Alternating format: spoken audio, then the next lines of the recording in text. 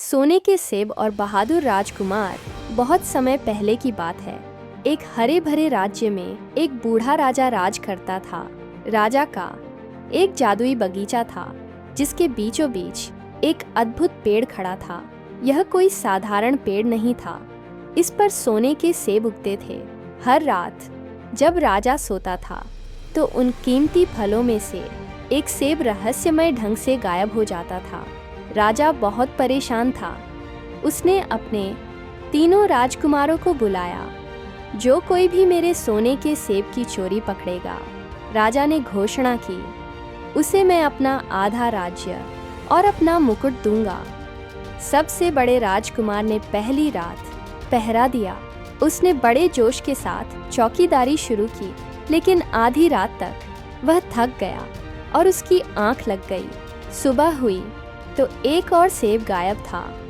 दूसरी रात मंझले राजकुमार की बारी आई। वह अपनी जगह पर टिका रहा, लेकिन आधी रात की ठंडी हवा और पक्षियों की धीमी आवाज़ों ने उसे सुला दिया। परिणाम वही, एक और सेब चोरी हो गया।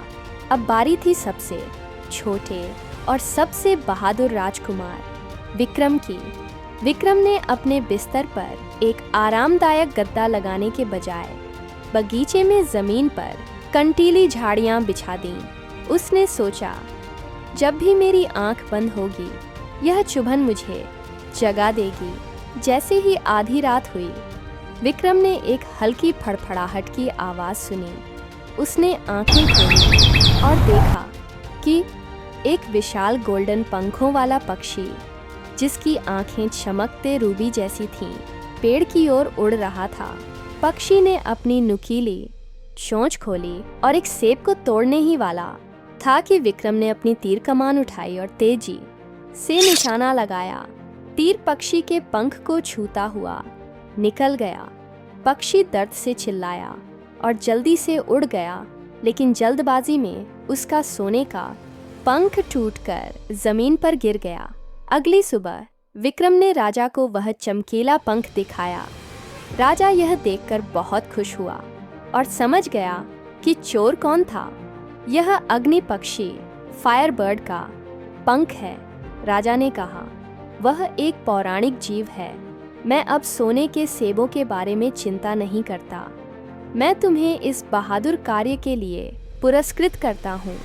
लेकिन राजकुमार विक्रम ने कहा, पिताजी, मैं इनाम नहीं चाहता। मैं बस उस अग्नि पक्षी को ढूंढकर उसे यह सोने का पंख वापस करना चाहता हूँ। राजा ने मुस्कुराकर उसे आशीर्वाद दिया। राजकुमार विक्रम एक लंबी और खतरनाक यात्रा पर निकल पड़ा।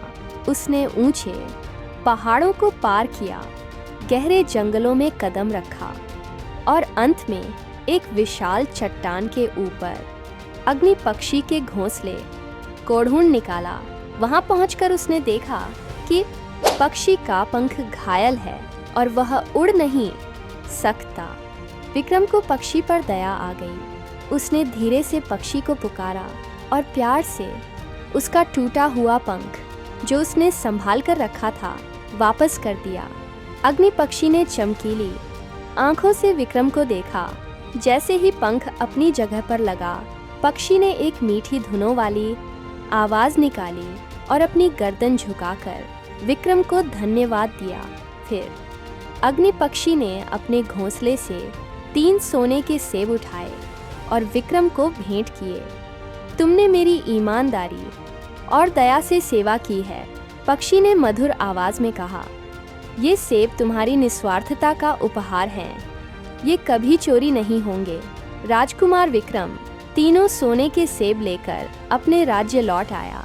राजा ने उसे गले लगाया और खुशी से अपना आधा राज्य और मुकुट उसे सौंप दिया। उस दिन से बगीचे में फिर कभी कोई सोने का सेब चोरी नहीं हुआ और राजकुमार विक्रम ने दयालुता और निस्वार्थ सेवा के साथ अपने राज्य पर राज किया।